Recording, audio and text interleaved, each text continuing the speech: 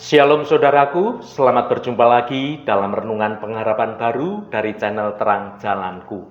Senang rasanya kita dapat bertemu kembali dan kita semua tetap bersemangat untuk terus belajar mengerti akan kebenaran firman Tuhan. Hari ini saya akan menyampaikan renungan dengan judul Menghadapi Krisis Tanpa Jawaban.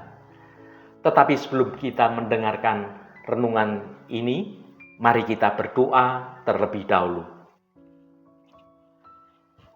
Ya Tuhan, sumber segala hikmat dan pengetahuan, kami datang kepadamu dengan segala hormat dan pujian penuh ucapan syukur. Kami mengakui bahwa hidup ini seringkali dipenuhi dengan krisis yang sulit untuk dapat dipahami, bahkan terasa tanpa ada jawaban. Saat ini kami mencari hikmat dan kekuatan dalam menghadapi masa-masa sulit.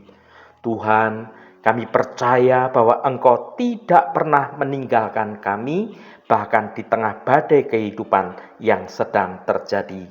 Ya Tuhan, terangi hati kami dengan Roh Kudus-Mu, agar kami dapat memahami kehendak-Mu dalam setiap situasi. Berikan kami keberanian untuk menghadapi ketidakpastian, dan iman yang teguh untuk percaya bahwa Engkau selalu menyertai kami. Terima kasih Tuhan. Dalam nama Tuhan Yesus Kristus kami berdoa. Haleluya. Amin. Saudaraku yang terkasih, dalam perjalanan hidup yang seringkali penuh dengan misteri dan penuh dengan ketidakpastian, kita sebagai manusia tidak jarang dihadapkan pada situasi krisis yang terasa begitu berat dan tanpa ada jawaban. Saat-saat seperti ini dapat menggoyahkan iman kita, menimbulkan keraguan, bahkan dapat menjadikan kita berputus asa. Namun, sebagai orang percaya, kita memiliki sumber kekuatan yang tidak terbatas, yaitu doa dan penyerahan diri kepada Tuhan. Mari kita baca 1 Samuel pasal 28 ayat 6. Dan Saul bertanya kepada Tuhan, tetapi Tuhan tidak menjawab dia, baik dengan mimpi, baik dengan urim, baik dengan perantaraan para nabi. Saudaraku, ayat ini menggambarkan situasi yang sulit yang dihadapi Raja Saul dalam peperangan melawan bangsa Filistin. Saul merasa sangat takut dan membutuhkan petunjuk dari Tuhan.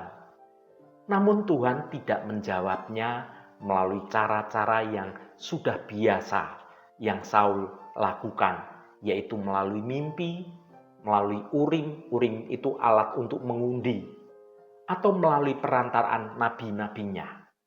Saul yang awalnya dipilih oleh Tuhan untuk memimpin bangsa Israel, kini dia berada dalam keadaan di mana Tuhan tidak lagi menjawabnya.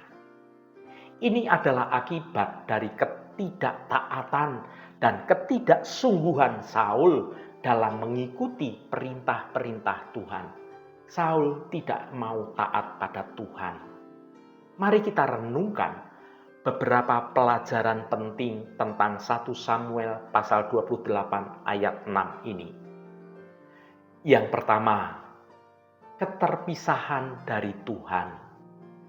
Ayat ini menunjukkan bahwa Saul telah kehilangan hubungan yang dekat dengan Tuhan.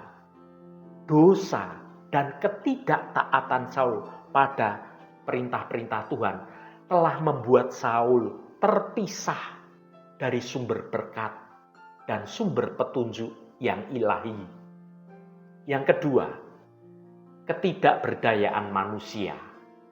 Saul sebagai seorang raja yang berkuasa merasa tidak berdaya menghadapi situasi yang sulit tanpa pertolongan Tuhan. Hal ini mengajarkan pada kita bahwa kekuatan dan kekuasaan manusia itu sungguh sangat terbatas dan kita ini selalu membutuhkan Tuhan dalam segala hal. Yang ketiga, pentingnya ketaatan. Kegagalan Saul mendapatkan jawaban dari Tuhan merupakan akibat dari ketidaktaatannya dia. Ketaatan adalah kunci untuk menjaga hubungan yang baik dengan Tuhan dan menerima berkat-berkat dari Tuhan. Yang keempat, kasih karunia Tuhan. Meskipun Saul telah berbuat dosa, Tuhan masih memberikan kesempatan baginya untuk bertobat dan mencari jalan yang benar. Namun Saul tidak mau memanfaatkan kesempatan ini dan dia malah mencari pertolongan dari sumber-sumber yang tidak benar.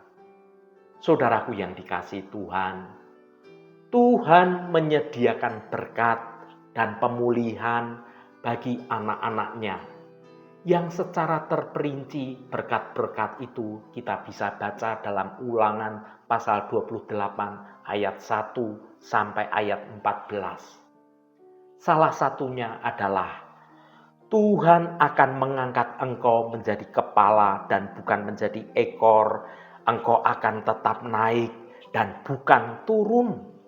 Saudara dapat baca pada Ulangan pasal 28 ayat 13. Banyak orang Kristen yang mengklaim janji Tuhan ini tanpa mau memperhatikan lebih dahulu kelanjutan dari ayat ini.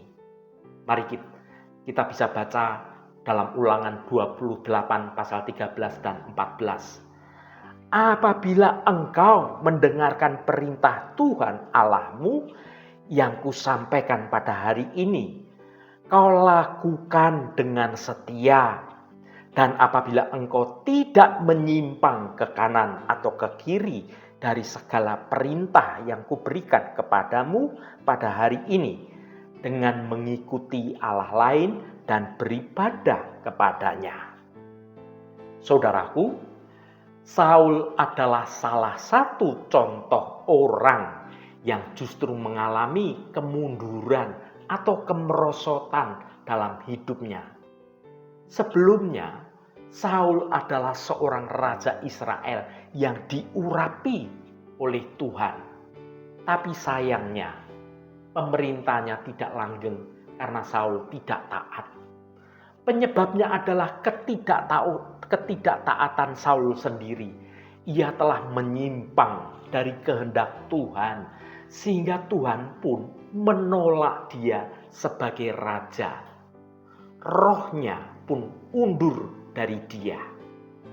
Akibatnya, tidak ada lagi penyertaan dan perlindungan Tuhan dalam kehidupan Saul. Terlebih lagi, hati Saul telah berpaling dari Tuhan. Pada saat melihat bahwa tentara Filistin berkumpul di dekat Sunem untuk menyerang bangsa Israel, Saul menjadi sangat takut dan gemetar. Lalu ia berdoa, bertanya kepada Tuhan, tetapi Tuhan tidak menjawab. Saul menjadi sangat panik, apalagi Samuel, nabi Tuhan, sudah meninggal dunia, sehingga tidak ada petunjuk dari Tuhan dalam menghadapi orang Filistin tersebut. Di tengah segala kekalutan, Saul mengambil jalan pintas dengan bertanya kepada para dukun agar dipanggilkan arwah-arwah orang mati. Saul tidak sabar menantikan Tuhan bertindak. Jelas bahwa apa yang dilakukan Saul ini merupakan kekejian bagi Tuhan. Akibatnya, perlahan tapi pasti, hidup Saul semakin merosot dan menjadi hancur. Saudaraku yang diberkati Tuhan, bukankah banyak orang Kristen yang juga tidak sabar menanti jawaban dari Tuhan dan mengambil jalan pintas, mencari pertolongan kepada sesama manusia, baik itu dukun, atau paranormal. Bila saudara tidak ingin mengalami nasib tragis seperti Saul, mari segera bertobat. Saudaraku, kita seringkali mendengar tentang kasih Tuhan yang tanpa batas, pengampunannya yang melimpah, dan kesetiaannya yang tidak pernah pudar. Namun, sebagai manusia, kita juga perlu menyadari bahwa Tuhan adalah Allah yang adil dan kudus. Dia tidak akan berkompromi dengan dosa dan pelanggaran kita. Firman Tuhan dengan jelas memperingatkan kita tentang murka Allah yang akan menimpa setiap orang yang hidup berkecimpung terus-menerus dalam dosa dan tidak mau bertobat. Murka Allah bukanlah sesuatu hal yang main-main. Alkitab mencatat banyak contoh tentang bagaimana murka Allah bekerja dalam sejarah umat manusia. Oleh karena itu, penting bagi kita untuk senantiasa menjaga hati dan pikiran kita agar tidak melakukan dosa yang dapat mendukakan hati Tuhan.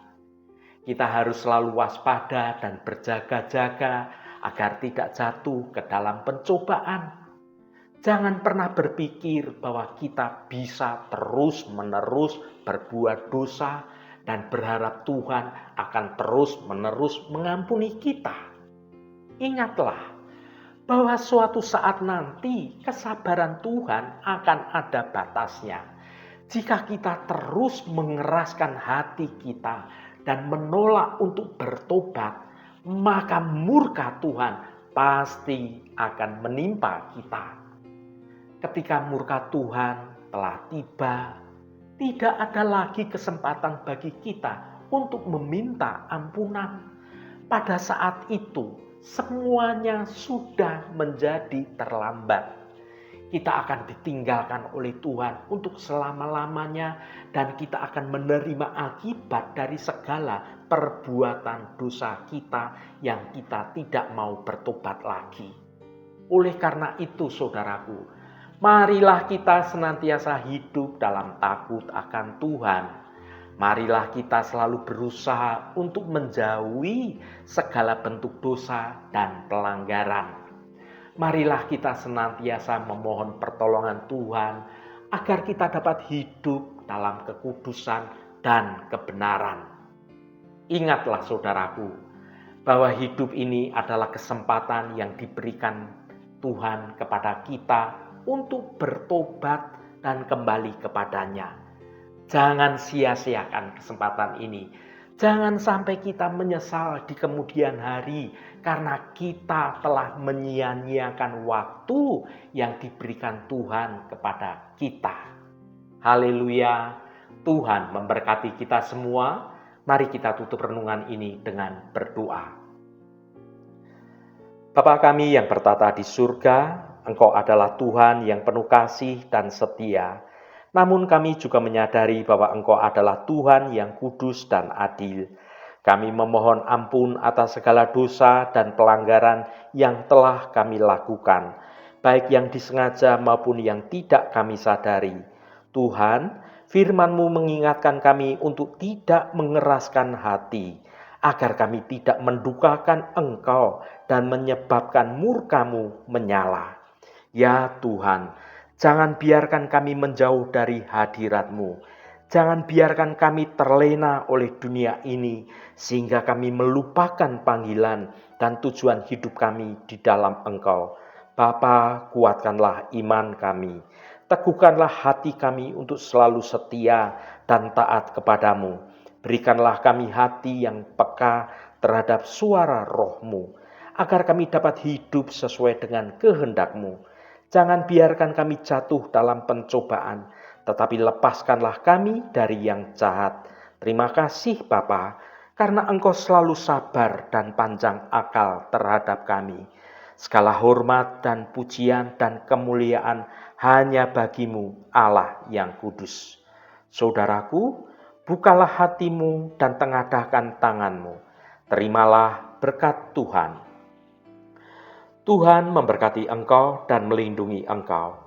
Tuhan menyinari engkau dengan wajah-Nya dan memberikan kasih karunia. Tuhan menghadapkan wajah-Nya kepadamu dan memberikan damai sejahtera.